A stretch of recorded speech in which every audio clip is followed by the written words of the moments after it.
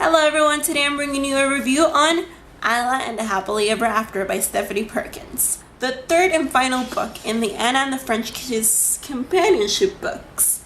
This is by far, I would have to say, my favorite book in the trilogy. It was real difficult for me deciding between Isla and Anna because Anna was such a great book and it was so beautiful, everything about it, but I think I felt that I could connect a lot more with Isla than I did with the other characters. I'm going to read to you a little bit of the blurb so you know what this book is about.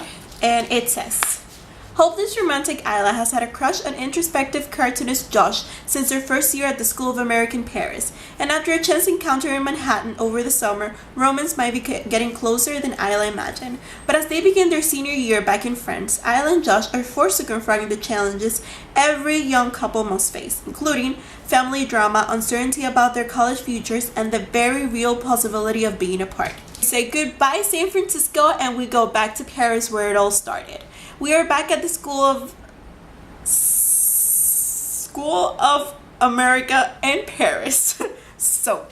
And we have Isla and Josh, who are complementary characters in Anna and the French Kiss. The thing about this is that Stephanie Perkins writes such an amazing contemporary novels that you feel like you're into the book. I felt like I was in Paris, in Manhattan, living with them. I don't think it was as nicely written as Anna and the French Kiss, because in Anna and the French Kiss I just felt lost in Paris. I mean, I was in the book with Anna and Sinclair all the way from page 1. This one, I felt like it dealt more with not emotions, but since we already know the setting, since we already know the Paris that Anna saw, I don't think she felt the need to write as much as in the first book, but we get other places. We get Spain, we get New York.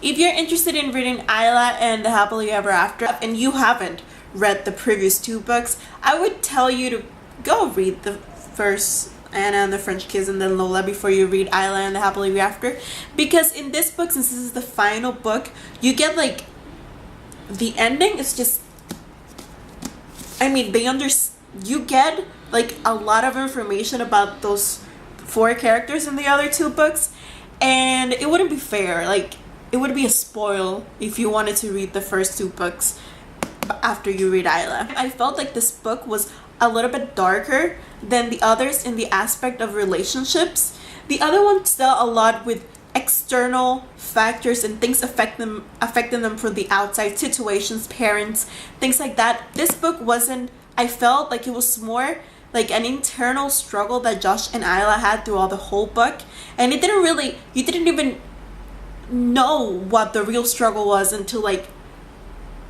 4 or 5 chapters before the end of the book. This book was a lot more physical than the other 2. The way Stephanie Perkins can write a book is just fantastical, and she should just write another one.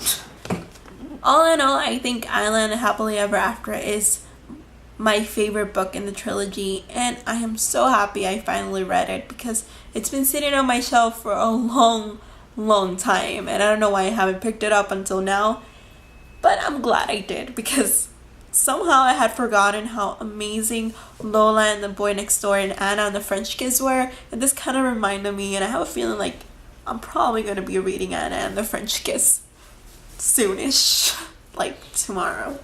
So if you guys have read Isla and the Happily Ever After, tell me below what you thought about the book. Which one is your favorite? Anna, French Kiss, Lola and the Boy Next Door, or Isla? My pick is Isla and then Anna and then Lola because I could connect a lot more with Isla, but everyone's different. So thank you so much for watching, and I'll see you guys later.